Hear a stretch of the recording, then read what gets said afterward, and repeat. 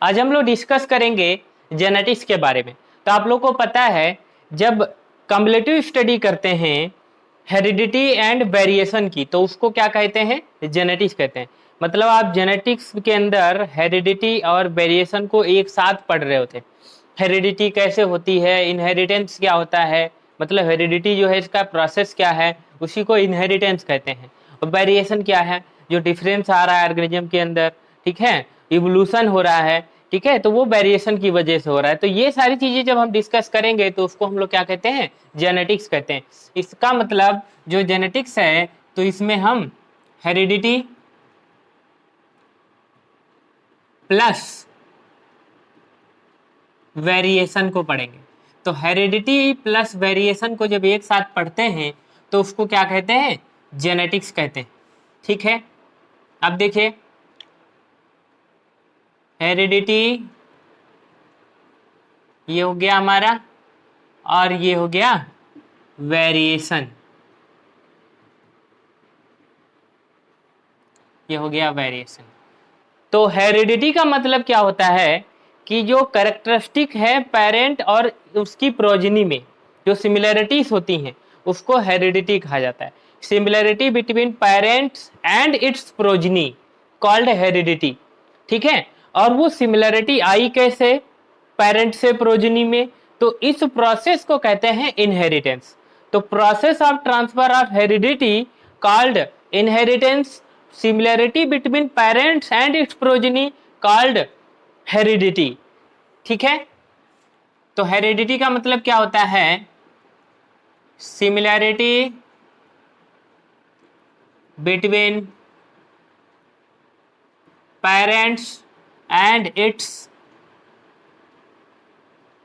Progeny called heredity. ठीक है, अब देखिए एक टर्म है इनहेरिटेंस। इनहेरिटेंस, तो ये जो इनहेरिटेंस टर्म है तो इसमें हम लोग डिस्कस करते हैं process of transfer characters from parents to progeny. तो पेरेंट से प्रोजेनी के अंदर जो कैरेक्टर ट्रांसफर हो रहे हैं, जो कैरेक्टरिस्टिक्स ट्रांसफर हो रही है, उसको हम लोग क्या कहते हैं? इनहेरिटेंस कहते हैं। और पेरेंट्स में और उसकी प्रोजेनी के अंदर जो सिमिलरिटी है, फॉर एग्जांपल कोई एनिमल है, काऊ है, ठीक है, तो उसके पास क्या होती है? 4 पैर होते हैं। ठीक है, तो उसका जो प्रोजेनी होगा उसको भी 4 पैर होना चाहिए। तो वो क्या है? उसकी सिमिलरिटी है। ठीक है, उसके 2 कान है, प्रोजेनी के भी 2 कान है, वो क्या है? सिमिलरिटी। तो वो क्या कहलाएगा? हेरिडिटी कहलाएगा। जो कैरेक्टर पेरेंट में है वही कैरेक्टर प्रोजेनी में आ गए तो वो कैरेक्टर जो आए हुए हैं उसको हम लोग क्या कहेंगे? हेरिडिटी कहेंगे। और वो जो कैरेक्टर आने का जो प्रोसेस है उसको हम इनहेरिटेंस कहते हैं। तो मतलब ये जो इनहेरिटेंस है ये एक ब्रॉड टर्म है, एक प्रकार से ये ब्रॉड टर्म है, और जो हेरिडिटी है ये एक नैरो टर्म है। ठीक है, अब वेरिएशन का मतलब क्या होता है? Difference between parents and it's progeny.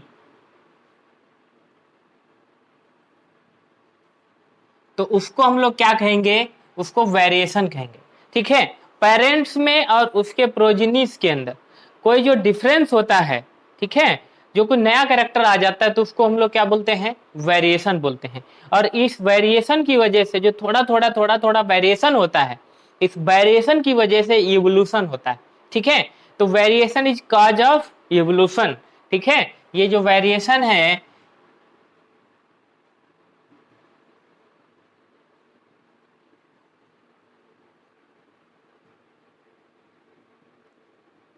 वो वेरिएशन की वजह से होता है। ठीक है, अब हम अभी बात करेंगे कि वेरिएशन कितने टाइप का होता है, वेरिएशन किसकी वजह से होता है, ठीक है, वेरिएशन के कॉजेज क्या हैं। ठीक है,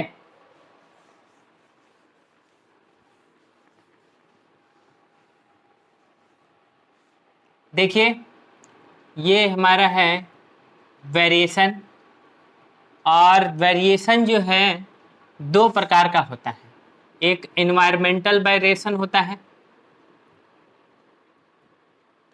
इन्वायरमेंटल वेरिएशन होता है, या इसको सोमैटिक वेरिएशन भी बोलते हैं, ठीक है, या इसको एक्वायर्ड वेरिएशन भी बोलते हैं, या इसको टेम्पररी वेरिएशन भी बोलते हैं।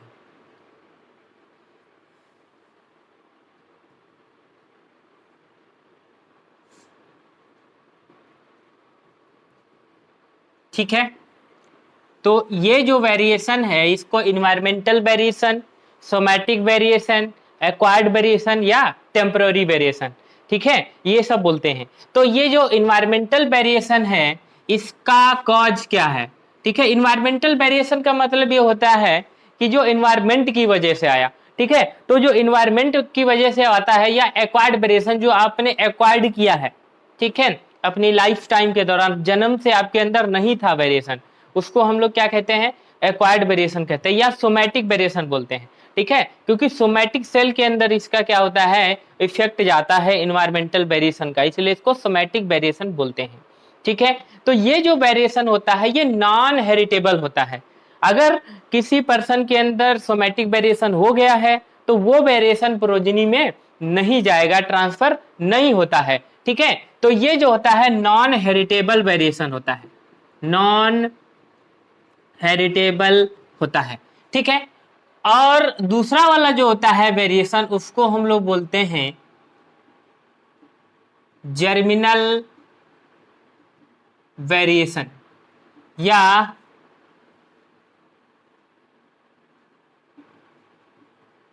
ब्लास्टोजेनिक वेरिएशन, ठीक है, या इसको हम लोग बोलते हैं परमानेंट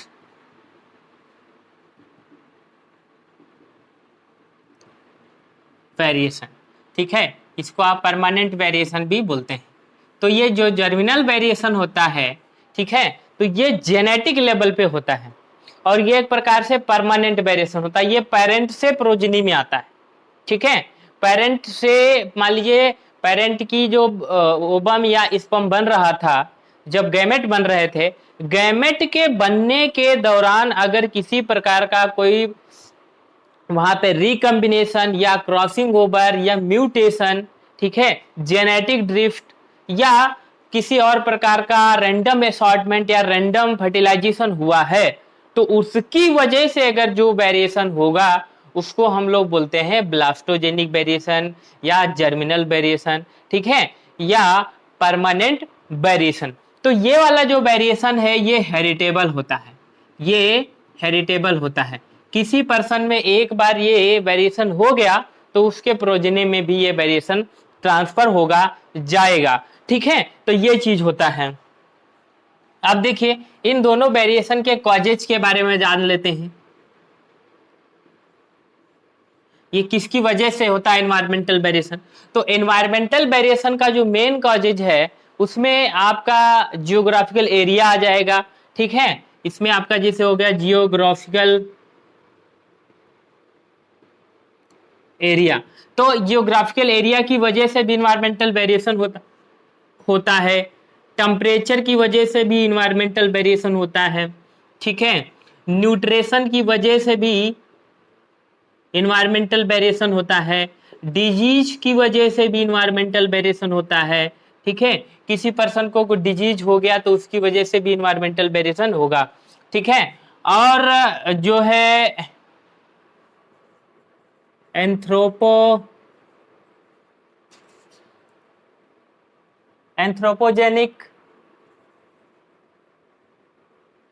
एक्टिविटी की वजह से भी इन्वायरमेंटल वेरिएशन होता है। तो आप समझ लीजिए जियोग्राफिकल एरिया किसी पर्सन की अगर बदल दी जाए तो उसकी वजह से जो वेरिएशन होगा वो इन्वायरमेंटल वेरिएशन कहलाएगा। मान लीजिए कोई पर्सन है तो यहाँ मान लीजिए कि नॉर्थ इंडिया में पैदा हुआ है, ठीक है, तो उसको अगर हम कश्मीर में शिफ्ट कर देते हैं तो उसकी जो स्किन पे इफेक्ट आएगा वो कुछ गोरा हो जाएगा, सांवला होगा तो गोरा हो जाएगा। तो वो जो वेरिएशन आया उसके बॉडी में वो वेरिएशन होगा इन्वायरमेंट की वजह से, ठीक है। क्योंकि वहां का एनवायरमेंट कूल है, यहाँ का एनवायरमेंट हॉट है, ठीक है।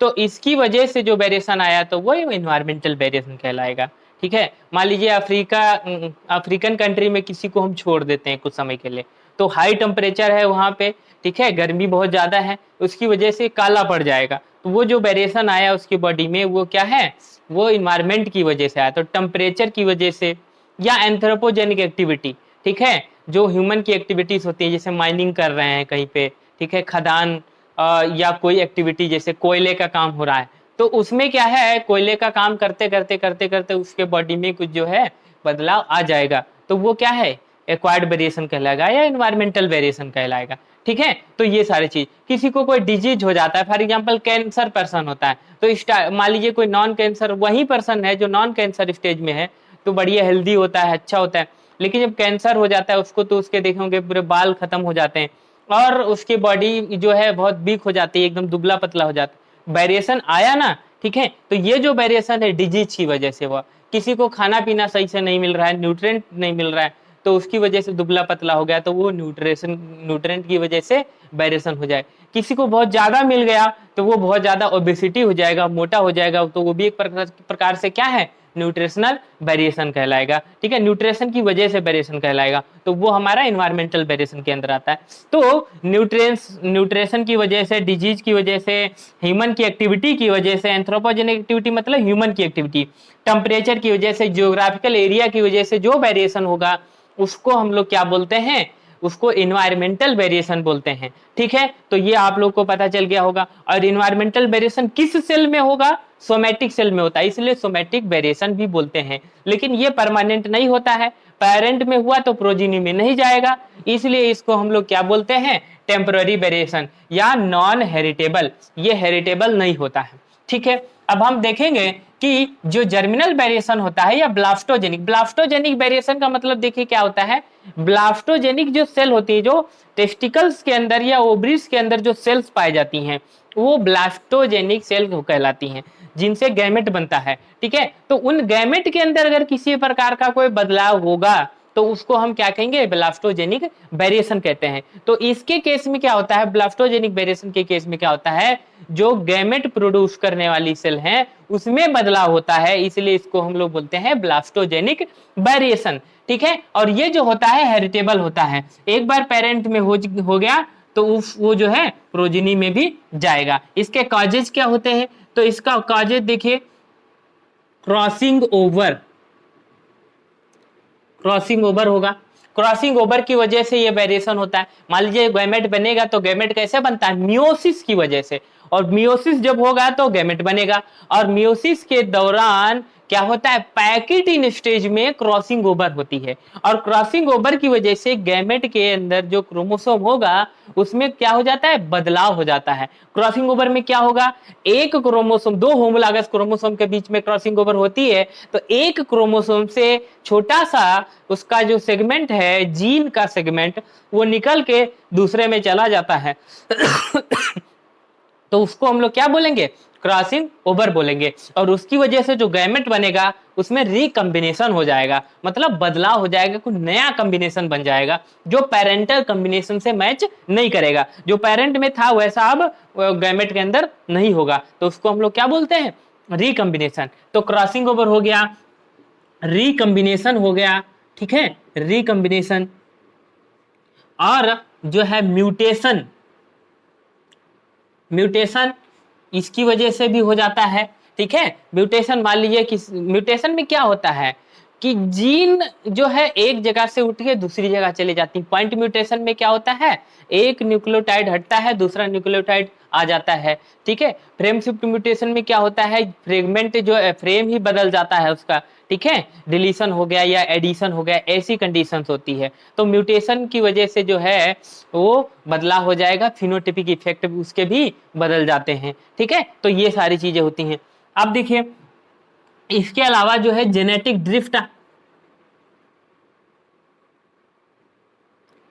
ड्रिफ्ट के वजह से भी क्या होता है, ये जर्मिनल वेरिएशन होता है। और आप लोग को पता है जैसे रैंडम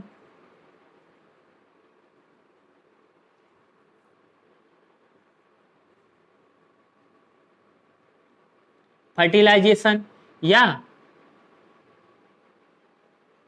असॉर्टमेंट, तो इसकी वजह से भी जर्मिनल वेरिएशन होगा। ठीक है, तो ये वेरिएशन के कॉज हैं। तो ब्लास्टोजेनिक वेरिएशन के कॉज इधर आपके सामने हैं, और जो है एनवायरमेंटल वेरिएशन के कॉज आपके पास इधर हैं। इनको आपको क्या करना है, नजर के सामने है, जिगर के पास लेकर जाना है। ठीक है, कुछ साइंटिस्ट के बारे में, साइंटिस्ट एंड इस कंट्रीब्यूशन, कुछ साइंटिस्टों के बारे में जानेंगे और उनके कंट्रीब्यूशन के बारे में जानेंगे। जो जेनेटिक्स में बहुत ज्यादा साइंटिस्ट पढ़े जाते हैं उनके बारे में कुछ ओवरव्यू हम देख लेते हैं। ठीक है, तो देखिए कुछ इंपॉर्टेंट साइंटिस्ट हैं हमारे पास। पहले साइंटिस्ट जो हैं उनको आप लोग को तो बहुत अच्छे से पता है। ठीक है, G.J. Mendel, Gregor John Mendel. ठीक है, तो इनको हम लोग क्या कहते हैं, फादर ऑफ जेनेटिक्स। तो इनके बारे में डिटेल में पढ़ेंगे हम लोग, तो इसमें कोई आपको जो है वरी होने की नहीं जरूरत है। आगे बढ़ते हैं, दूसरे साइंटिस्ट हैं हमारे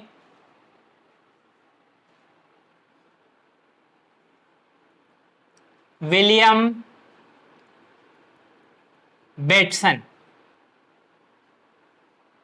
इनको बोला जाता है फादर ऑफ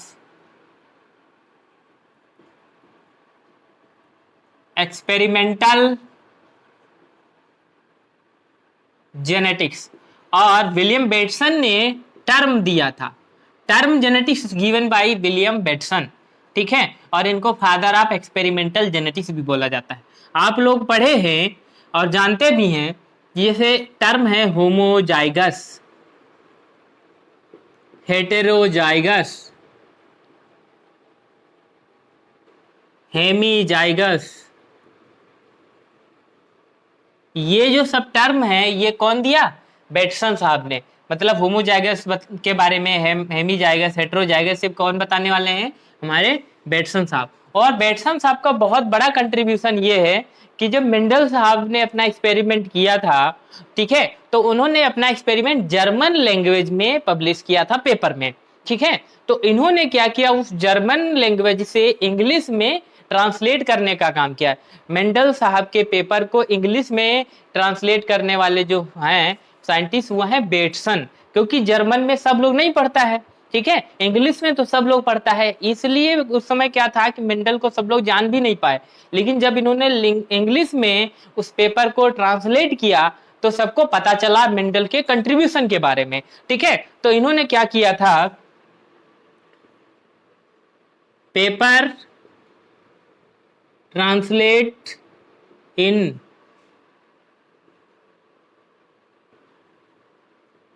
इंग्लिश लैंग्वेज। ठीक है, फ्रॉम द जर्मन। ठीक है, जर्मन लैंग्वेज से इंग्लिश लैंग्वेज में इन्होंने क्या किया, पेपर को ट्रांसलेट किया और फिर उसको पब्लिश किया, पब्लिश इन फ्लोरा मैगजीन। ठीक है, उस पेपर को उन्होंने फ्लोरा मैगजीन में पब्लिश कर दिया। और इन्होंने एक बुक भी लिखा।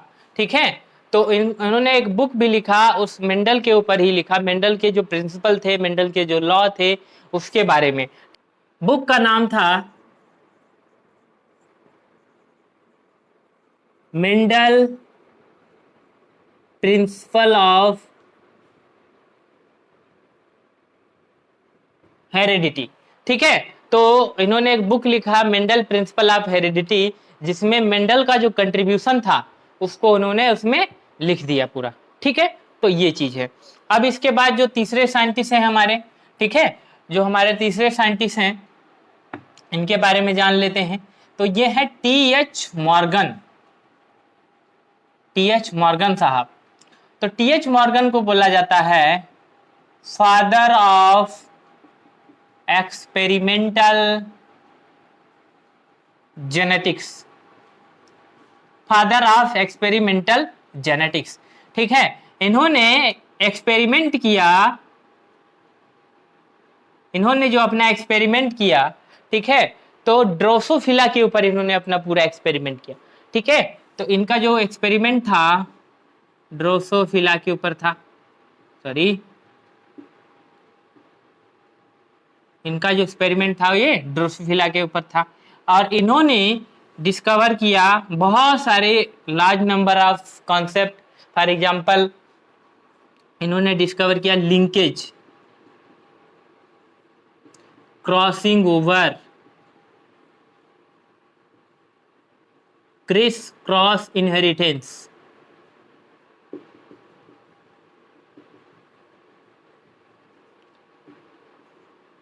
सेक्स लिंकेज, ठीक है। तो ये सारी चीजें जो डिस्कवर करने वाले साइंटिस्ट थे ये टी.एच. मॉर्गन साहब थे। इन्होंने ड्रोसोफिला के ऊपर अपना काम किया और इसलिए इनको बोला जाता है फादर ऑफ एक्सपेरिमेंटल जेनेटिक्स, ठीक है। तो ये हमारे तीसरे साइंटिस्ट हैं। और अगले जो साइंटिस्ट हैं हमारे गैरोड साहब, ठीक है। चौथे जो साइंटिस्ट हैं जॉनसन को पहले ले लेते हैं, जॉनसन, ठीक है। तो जॉनसन ने जीन के बारे में बताया, जीनोटाइप के बारे में बताया, ठीक है, और फिनोटाइप के बारे में बताया, ठीक है। और उसके बाद जो हमारे साइंटिस्ट हैं 5th नंबर पे ये हैं गैरोड, ठीक है।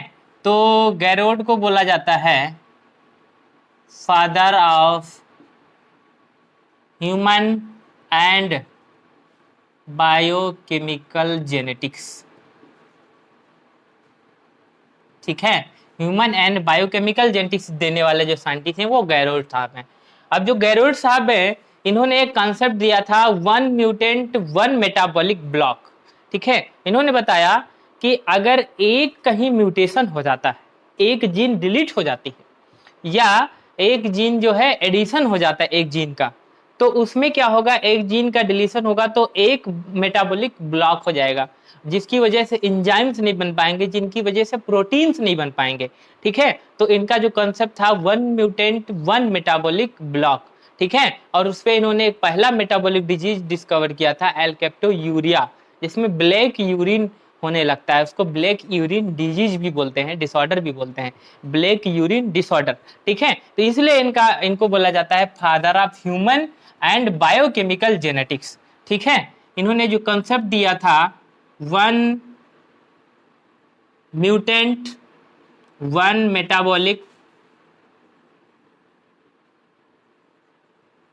ब्लॉक, ठीक है। और इनका जो किस डिजीज के ऊपर ही अपना ये कंसेप्ट इन्होंने डिस्कवर किया, ठीक है।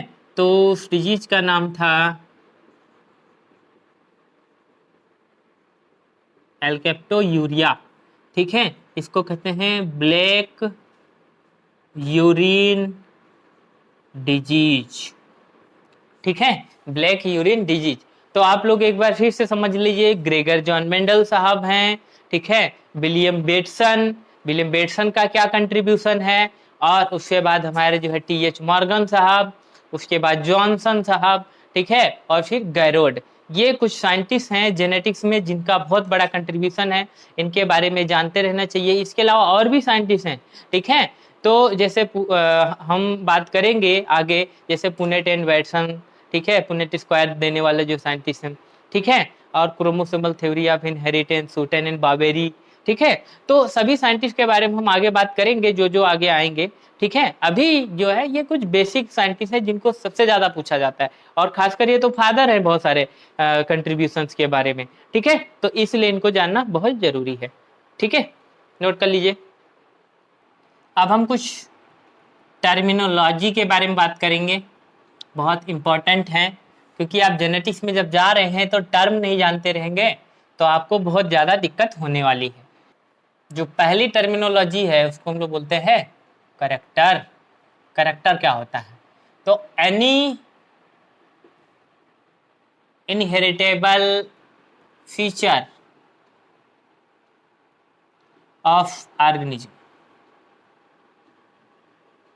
ठीक है, any inheritable feature of organism called character. Organism का ऐसा फीचर जो एक जनरेशन से दूसरे जनरेशन में ट्रांसफर हो रहा हो उसको हम कैरेक्टर बोलेंगे। फॉर एग्जाम्पल ह्यूमन का 2 आई हैं, तो आई क्या है, एक प्रकार से कैरेक्टर है, ट्रांसफर होता है पेरेंट से प्रोजिनी में। पेरेंट में भी आई हैं, प्रोजिनी में भी आई होती हैं, बच्चों में देखेंगे आप आई होती हैं, ठीक है। स्किन का कलर एक प्रकार का कैरेक्टर है, हाइट एक प्रकार का कैरेक्टर है। तो ये सब सारी चीजें जो हैं ये क्या है, कैरेक्टर है। तो इसका एग्जाम्पल अगर हम देखते हैं तो इसका एग्जाम्पल क्या हो जाएगा, हाइट हो गया, ठीक है, कलर हो गया, शेप हो गया, ठीक है। ये सारी चीजें जो हैं ईटीसी कर दीजिए, ये सारी चीजें जो हैं वो क्या कहलाएंगी, कैरेक्टर कहलाएंगी, ठीक है। अब हम बात करेंगे ट्रेट की। ट्रेट, तो ट्रेट का मतलब क्या होता है, जो वेरिएंट है कैरेक्टरिस्टिक का उसी को हम लोग क्या बोलेंगे, ट्रेट कहते हैं, ठीक है। जैसे कैरेक्टर आप जानेंगे पी प्लांट में क्या होते हैं, 7 कैरेक्टर होते हैं, ठीक है, 7 कैरेक्टर होते हैं। लेकिन अगर उसका ट्रेट के बारे में बात करेंगे कि ट्रेट कितने होते हैं पी प्लांट में, तो 14 होते हैं, 14 ट्रेट होंगे और कैरेक्टर कितने होते हैं, 7। तो कैरेक्टर के जो वेरिएंट होते हैं उसको हम क्या कहते हैं, ट्रेट। फॉर एग्जाम्पल हाइट है, ठीक है, तो हाइट के 2 वेरिएंट होते हैं, टाल भी हो सकता है और डॉर्फ भी हो सकता है, ठीक है। तो एक कैरेक्टर के 2 वेरिएंट उसको हम क्या कहेंगे, ट्रेट कहेंगे, ठीक है। ईच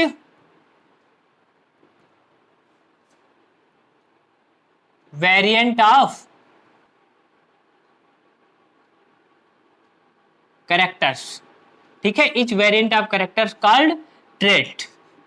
एग्जाम्पल देखिए, जैसे हाइट है तो हाइट के 2 वेरिएंट होते हैं, टाल और ड्वार्फ।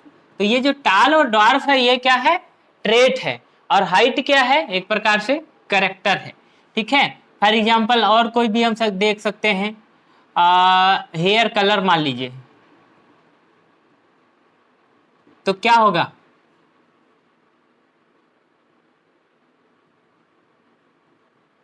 ब्लैक भी हो सकता है और ग्रे भी हो सकता है, ठीक है। तो ब्लैक भी हो सकता है और ब्राउन भी हो सकता है, ठीक है। तो ये जो क्या है, हेयर कलर क्या है, एक प्रकार का कैरेक्टर है, और ब्लैक और ब्राउन जो हो रहा है ये एक प्रकार का ट्रेट है। तो जितने कैरेक्टर होते हैं उससे डबल उसके क्या होते हैं, ट्रेट होते हैं, ठीक है। ये चीज हमको याद रखना चाहिए। अब अगला चीज हम देखेंगे कि डीएनए के बारे में बात करते हैं, ठीक है। तो डीएनए को बोला जाता है molecular basis of inheritance. Molecular basis of inheritance बोलते हैं डीएनए को, या इसको बोला जाता है nucleic acid basis of inheritance, या इसको बोला जाता है chemical basis of inheritance. Chemical basis of inheritance बोलिए, या nucleic acid basis of inheritance बोलिए, या मॉलिक्यूलर बेसिस ऑफ इनहेरिटेंस बोलिए, वो किसको कहते हैं, डीएनए को कहा जाता है। तो डीएनए ये मॉलिक्यूलर बेसिस ऑफ इनहेरिटेंस। ये क्वेश्चन आपसे नीट में पूछा जा चुका है कि what is molecular basis of inheritance, तो वो जो हो जाएगा आपका डीएनए हो जाएगा। डीएनए को मॉलिक्यूलर बेसिस ऑफ इनहेरिटेंस बोलते हैं, ठीक है। तो जो डीएनए है इसके अंदर जो मास्टर प्लान है हमारे सभी लिविंग ऑर्गेनिज्म का, ठीक है, वो किसके अंदर स्टोर होता है, डीएनए के अंदर, in the form of gene, ठीक है। न्यूक्लियोटाइड के फॉर्म में डीएनए के अंदर master plan of every life stored in DNA, ठीक है। तो मतलब why dog is dog, why cat is cat, ठीक है। तो डॉग और कैट में जो डिफरेंस है वो किसकी वजह से है, वो डीएनए की वजह से है, ठीक है। हमारे लाइफ की जो प्रोग्रामिंग है वो हमारे डीएनए में है, ठीक है। तो हमारा जो प्रोजनी होगा वो ह्यूमन के जैसा होगा, या किसी एनिमल का जो प्रोजनी होगा वो एनिमल के जैसा होगा।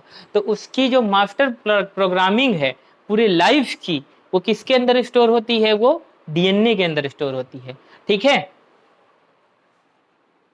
Master program of every life stored इन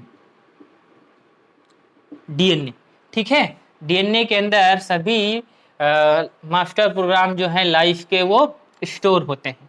ठीक है, अब देखिए जो डीएनए है इसके अंदर ऑल करेक्टर बनाने की जो इंफॉर्मेशन है, ठीक है, for example organ system, tissue, इन सबको बनाने की जो इंफॉर्मेशन है वो किसके अंदर है, स्टोर है, ये डीएनए के अंदर। ठीक है, all information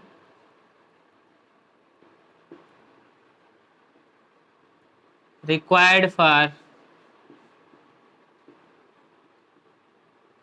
formation of tissue, organ and organ system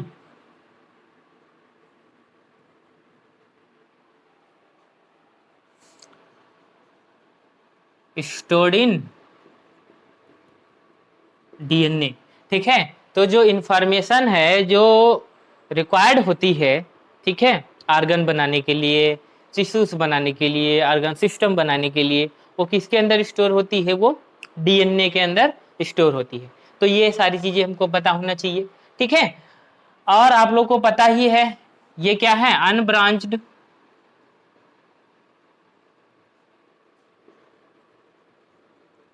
polymer of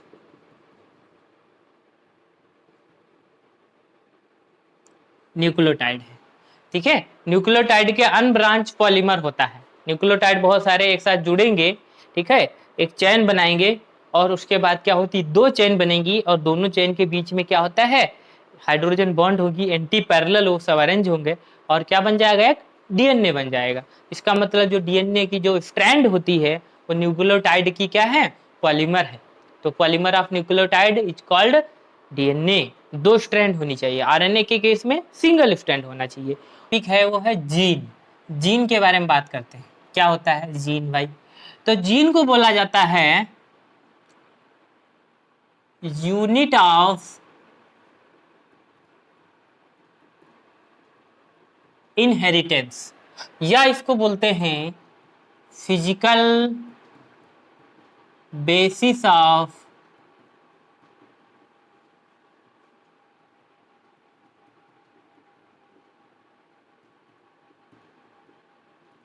inheritance. Physical basis of inheritance बोलिए या यूनिट ऑफ इनहेरिटेंस बोलिए, वो किसको कहते हैं, जीन को। इसके ऊपर आपसे क्वेश्चन पूछा जा चुका है नीट में कि यूनिट ऑफ इनहेरिटेंस या फिजिकल बेसिस ऑफ इनहेरिटेंस किसे कहते हैं, तो वो आपको, वो किसको कहा जाता है, जीन को। और अगर आपसे क्वेश्चन पूछा मॉलिक्यूलर बेसिस ऑफ इनहेरिटेंस किसे कहते हैं, तो डीएनए को कहते हैं। फिजिकल बेसिस ऑफ इनहेरिटेंस किसे कहेंगे, तो जीन को कहते हैं। ये आपको पता होना चाहिए। अब जीन को जो है मेंडेलियन फैक्टर भी बोलते हैं, क्योंकि जीन को मेंडल ने क्या बोला था, फैक्टर बोला था। ठीक है, इन्होंने, मेंडल साहब ने इसको बोला फैक्टर, इसलिए इसको मेंडेलियन फैक्टर भी बोलते हैं। ठीक है, जीन जो है वो एक प्रकार से केमिकली, अगर इसकी हम डेफिनेशन देखते हैं तो chemically segment of DNA which control synthesis of protein, उसको हम लोग क्या कहेंगे, जीन कहेंगे। ऐसा डीएनए का सेगमेंट जो प्रोटीन सिंथेसिस को कंट्रोल करे उसको क्या कहते हैं, जीन कहते हैं। और अगर हम जेनेटिकली बात करते हैं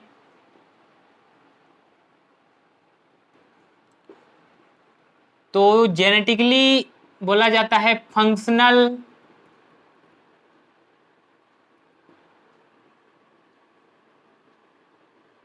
सेगमेंट ऑफ डीएनए फिलामेंट।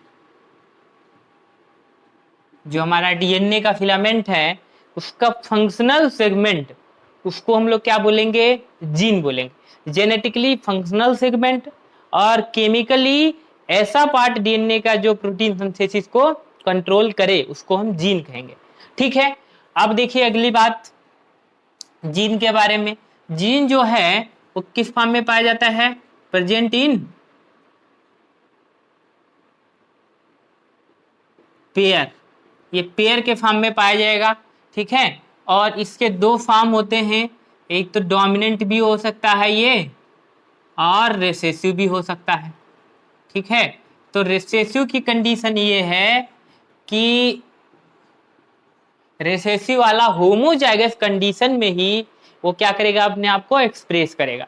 जो रिसेसिव जीन होगा वो होमोजाइगस कंडीशन में एक्सप्रेस करता है, जो डोमिनेंट जीन होगा वो होमोजाइगस में भी एक्सप्रेस करेगा और हेटेरोजाइगस में भी एक्सप्रेस करेगा। हेटेरोजाइगस में होगा तो हेटेरोजाइगस डोमिनेंट कहलाएगा, और अगर होमोजाइगस होगा तो होमोजाइगस डोमिनेंट कहलाएगा। और रिसेसिव वाला क्या होता है, होमोजाइगस रिसेसिव ही सिर्फ कहा जाता है, उसमें होमोजाइगस डोमिनेंट नहीं होगा, ठीक है। मतलब हेटेरोजाइगस रिसेसिव नहीं होता, ठीक है, क्योंकि अगर रिसेसिव है तो होमोजाइगस में ही अपने आप को एक्सप्रेस कर पाता है जीन, ठीक है। तो ये दो फॉर्म में होता है, रिसेसिव के फॉर्म में भी और डोमिनेंट के फॉर्म में भी जीन होता है, ठीक है। अब हम बात करेंगे, और जो क्रोमोसोम है उसको क्या बोलते हैं, जीन को बोला जाता है पैसेंजर ऑफ क्रोमोसोम, ठीक है, पैसेंजर ऑफ क्रोमोसोम, ठीक है। मतलब जीन जो है, जीन का इनहेरिटेंस जो है वो किसके ऊपर डिपेंड करता है, क्रोमोसोम। तो क्रोमोसोम में जीन पाए जाएंगे, ठीक है। और वो जीन जो है जब क्रोमोसोम पेरेंट से प्रोजनी में जाएगा तो उसी जीन के साथ में क्या है वो जब क्रोमोसोम पेरेंट से प्रोजनी में जाएगा तो उसी क्रोमोसोम के साथ में जो है जीन भी पेरेंट से प्रोजनी में चले जाएंगे। देख लेते हैं जीन का जो है फंक्शन क्या होता है भाई, इसका फंक्शन, तो इसका फंक्शन होता है एक्सप्रेस करना कैरेक्टर को, ठीक है, गाइड करना कैरेक्टर को, कंट्रोल करना कैरेक्टर को, ठीक है, और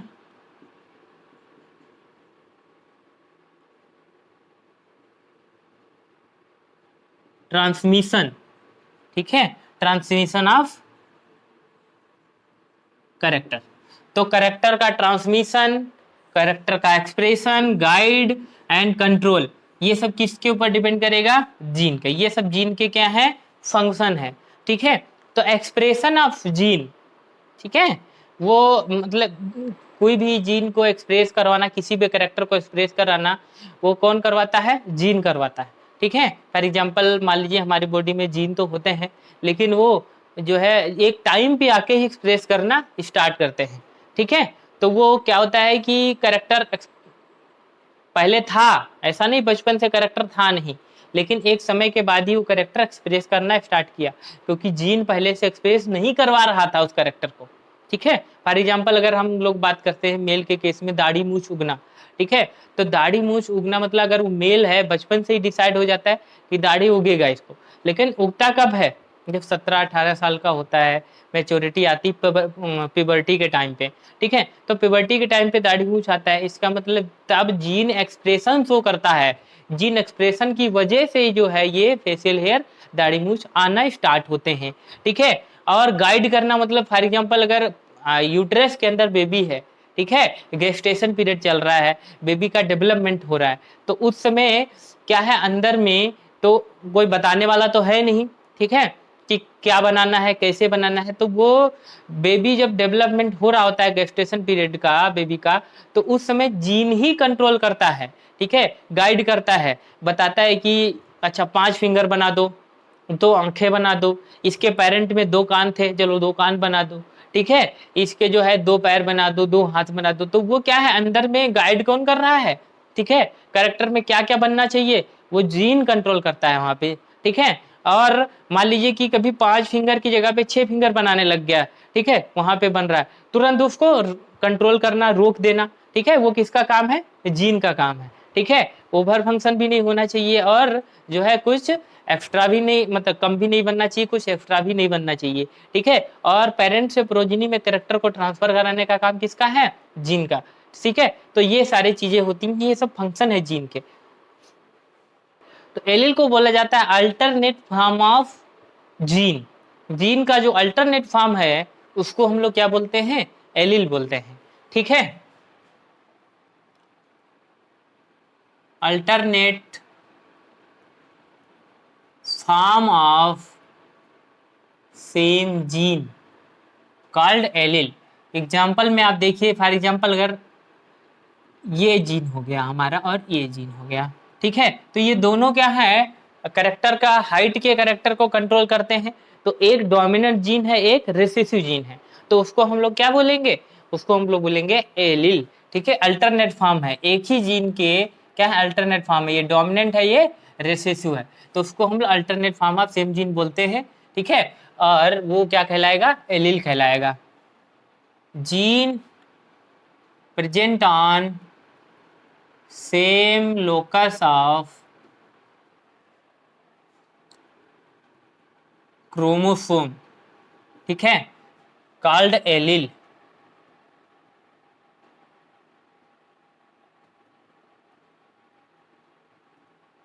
ठीक है, उसको एलील कहते हैं। फॉर एग्जाम्पल मान लीजिए क्रोमोसोम है हमारा, ये यहाँ पे क्रोमोसोम है, तो ये यहाँ पे और यहाँ पे देखो सेम लोकस है, तो यहाँ पे टी जीन है और यहाँ पे स्मॉल टी जीन है, तो इसको हम लोग क्या कहेंगे, इसको ये तो लोकस हो गया। ठीक है, जहाँ पे जीन पाया गया उसको हम लोग क्या कहते हैं, लोकस कहते हैं। और ये एक डोमिनेंट जीन है, एक रिसेसिव जीन है, तो उसको हम लोग क्या बोलेंगे, एलील कहेंगे। ठीक है, तो gene present on same locus of chromosome called allele. ठीक है, या आप इसको ये बोल सकते हैं, डिफरेंट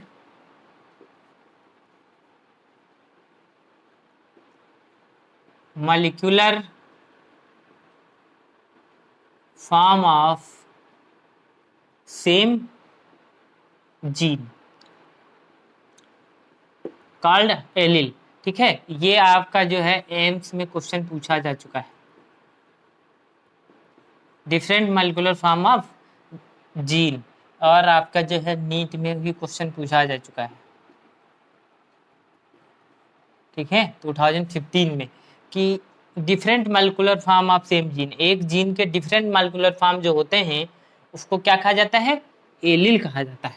ठीक है, या आप ये बोल सकते हैं, एनसीईआरटी की आपके डेफिनेशन है, gene which code for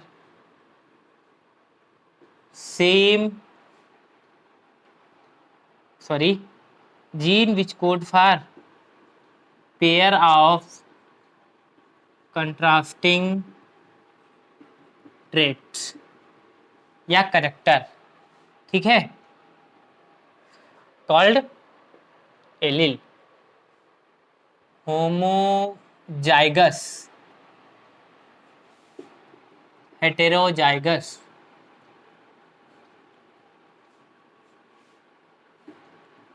hemizygous. ठीक है, कुछ इनके बारे में भी जान लेते हैं, कुछ टर्मिनोलॉजी है जेनेटिक्स में बहुत काम आती है। ठीक है, तो होमोजाइगस का मतलब होता है सेम टाइप के जीन पाए जाएं, सेम टाइप ऑफ जीन। ठीक है, सेम टाइप ऑफ जीन होंगे तो उसको होमोजाइगस कहेंगे। ठीक है, और डिफरेंट टाइप ऑफ जीन होंगे तो उसको क्या कहेंगे, different type of gene called heterozygous. और सिंगल जीन होगा तो क्या कहेंगे, उसको हेमीजाइगस कहेंगे। ठीक है, ये होता है। तो होमोजाइगस के दो फॉर्म होते हैं, होमोजाइगस के दो फॉर्म होते हैं, एक होता है होमोजाइगस डोमिनेंट और एक होता है होमोजाइगस रिसेसिव। फॉर एग्जांपल मान लीजिए ये क्रोमोसोम है, ये क्रोमोसोम, इस पे यहाँ ए लोकस है और ये ए लोकस है। ठीक है, तो यहाँ पे मान लीजिए टी वाला जीन है, यहाँ पे दूसरा वाला जो जीन है यहाँ पे भी टी वाला जीन है, दोनों डोमिनेंट है, तो ये क्या कहलाएगा, होमोजाइगस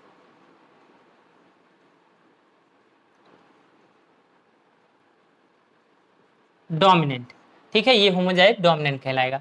ठीक है, तो होमोजाइग डोमिनेंट में जैसे ये टी और टी, ये दो जीन हो गए, दोनों एक ही जैसे हैं और डोमिनेंट हैं। ठीक है, ऐसे भी हो सकता है ए दोनों एक ही जैसे जीन है, दोनों डोमिनेंट होना चाहिए, दोनों मतलब क्या होंगे, डोमिनेंट हैं और एक जैसे होना चाहिए। फॉर एग्जाम्पल आपका हो गया पी और पी, ठीक है, वाई एंड वाई। ठीक है, तो इस प्रकार से जो जीन होते हैं जो एक ही प्रकार के हैं तो उनको हम लोग क्या कहेंगे, होमोजाइगस डोमिनेंट। या मान लीजिए क्रोमोसोम ये है हमारा, तो इसका ये लोकस है और ये वाला लोकस है, तो एक जो ये वाला लोकस है यहाँ भी स्मॉल लेटर में है और स्मॉल लेटर में यहाँ भी है, तो ये वाला जो कहलाएगा इसको हम लोग क्या कहेंगे, होमोजाइगस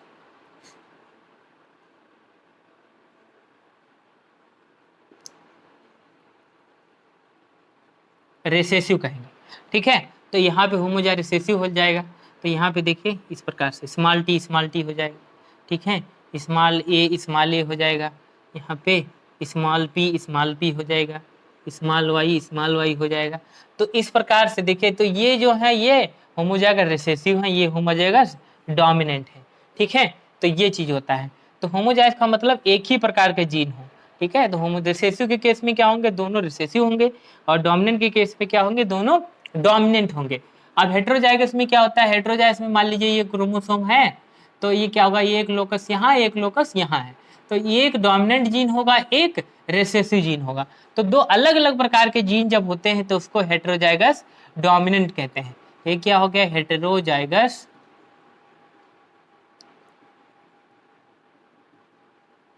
डोमिनेंट। तो आप कहेंगे कि सर यहाँ डोमिनेंट जीन भी है और रिसेसिव जीन भी है, तो ये क्या है, हेटेरोजाइगस रिसेसिव भी तो कहा जा सकता है। लेकिन क्या होता है कि इन केस आप जब हेटेरोजाइगस कंडीशन होगी तो डोमिनेंट जीन क्या करता है, रिसेसिव जीन को एक्सप्रेस नहीं होने देता। ठीक है, इसलिए क्या होता है कि जब हेटेरोजाइगस कंडीशन होगी वहां पे सिर्फ डोमिनेंट का करेक्टर आएगा, रिसेसिव जीन का करेक्टर नहीं आता। In case of heterozygous condition recessive gene does not express itself, अपने आप को एक्सप्रेस नहीं कर पाता है। तो रिसेसिव जीन जो है ओनली और ओनली होमोजाइगस कंडीशन में ही एक्सप्रेस करेगा। जो रिसेसिव जीन है इस कंडीशन में ही एक्सप्रेस करता है। ठीक है, इस कंडीशन में यह रिसेसिव जीन जो है ये एक्सप्रेस नहीं करता, इसका कैरेक्टर जो है एक्सप्रेशन में नहीं आता, क्योंकि डोमिनेंट जीन एक्सप्रेस करता है, डोमिनेंट जीन के प्रेजेंस में रिसेसिव जीन एक्सप्रेशन शो नहीं करता। ठीक है, तो ये आपको पता होना चाहिए। और हेमीजाइगस के केस में क्या होता है कि मान लीजिए ये क्रोमोसोम है, तो उसमें क्या होगा, एक ही जीन पाया जाएगा। ठीक है, तो only single copy of gene present in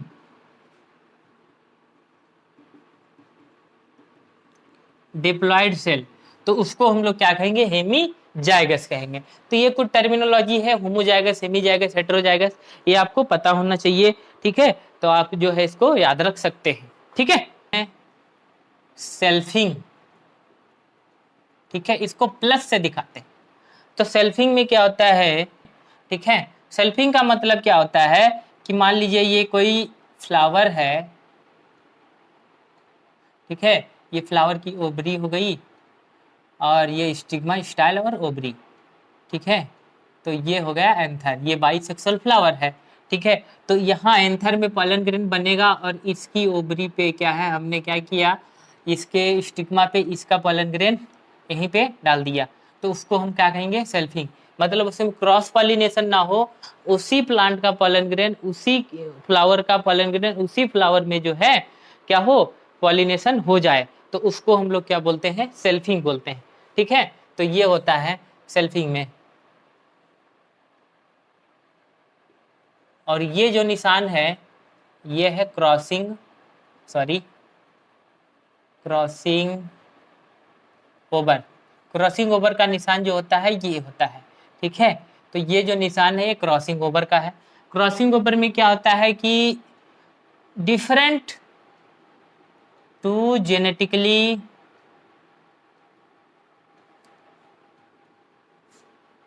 different plant में क्या होंगे, हम लोग पॉलिनेशन करवाएंगे। ठीक है, pollination between the two genetically different plant. तो दो जेनेटिकली डिफरेंट प्लांट में अगर पॉलिनेशन करवाते हैं तो उसको हम लोग क्या कहेंगे, क्रॉसिंग ओवर कहेंगे। फॉर एग्जाम्पल ये मान लीजिए इसी का पॉलन ग्रेन इसी में डाल दिए तो क्या हो जाएगा, वो सेल्फिंग हो जाएगा। मान लीजिए कोई एक और पौधा है यहाँ पे और ये यहाँ इसका क्या है, ये इसका फ्लावर है, ये यहाँ पे इसका फ्लावर हो गया, ये फ्लावर हो गया और इसका पॉलन ग्रेन इसमें डाले तो वो क्या कहलाएगा, वो कहलाएगा क्रॉसिंग ओवर। ठीक है, तो क्रॉसिंग ओवर में क्या होता है, एक प्लांट से दूसरे प्लांट के साथ उसकी क्रॉसिंग ओवर करवाएंगे, मतलब पॉलन ग्रेन एक प्लांट का दूसरे प्लांट में जाएगा, तो उसको हम लोग क्या कहते हैं, क्रॉसिंग ओवर कहते हैं। ठीक है, और देखिए इमैस्कुलेशन एक टर्म है, इसको याद रखिएगा। ठीक है, तो इमैस्कुलेशन में क्या होता है कि जैसे कि ये फ्लावर होता है, तो फ्लावर में आप लोग को पता है कि मेल पार्ट भी होगा और फीमेल पार्ट भी होगा। ठीक है, तो मेल पार्ट जो होता है उसको एंड्रोसियम कहते हैं, फीमेल पार्ट को गाइनोसियम कहते हैं। तो मेल पार्ट को रिमूव करना, ठीक है, और सिर्फ फीमेल पार्ट को रखना, उसको हम इमैस्कुलेशन कहेंगे। ठीक है, removal of male part from the bisexual flower called emasculation. ठीक है, तो एक मान लीजिए बाइसेक्सुअल फ्लावर है, मेल पार्ट को काट के बाहर निकाल दिए फ्लावर से, तो उसमें सिर्फ बचा फीमेल वाला पार्ट, उसको क्या कहेंगे, emasculation. Removal of male part from the flowers, ठीक है, कॉल्ड इमैस्कुलेशन। तो इमैस्कुलेशन में क्या होता है, बाइसेक्सुअल फ्लावर को हम यूनिसेक्सुअल बना देते हैं। ठीक है, तो ये चीज हो गया। और आप लोगों को पता है कुछ सिंबल अगर हम बात करें तो ये जो सिंबल होता है इसको मेल के रूप फॉर्म में यूज करते हैं, और ये जो सिंबल होता है इसको हम लोग फीमेल बोलते हैं।